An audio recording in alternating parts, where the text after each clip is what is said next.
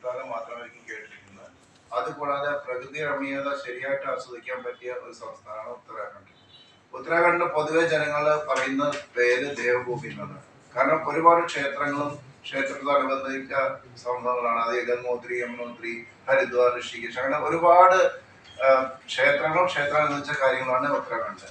അതിൽ പുറമെ നമ്മൾ ആസ്വദിക്കാത്ത ഒരുപാട് പ്രകൃതി രമണീയത ആസ്വദിക്കാൻ പറ്റിയ സ്ഥലമാണ് ഉത്തരാഖണ്ഡ്.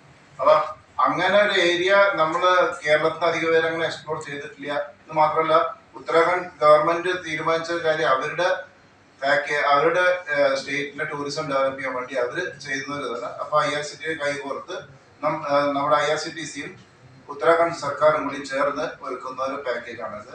ഈ പാക്കേജിന്റെ പ്രത്യേകത എന്ന് വെച്ചാൽ മൊത്തത്തിൽ ഒരു AC 3 ടയർ ട്രെയിൻ, എല്ലാ കോച്ചസും AC 3 ടയർ ആയിരിക്കും. പൊതുവെ ഇന്നിപ്പോ ഇവിടെ മഴയാണെങ്കിലും നോർത്ത് ഇന്ത്യയിൽ മൊത്തം ഈ സമയത്ത് നല്ല ചൂട് കാലാവസ്ഥയാണ്, നല്ല ചൂടുള്ള കാലാവസ്ഥയാണ്.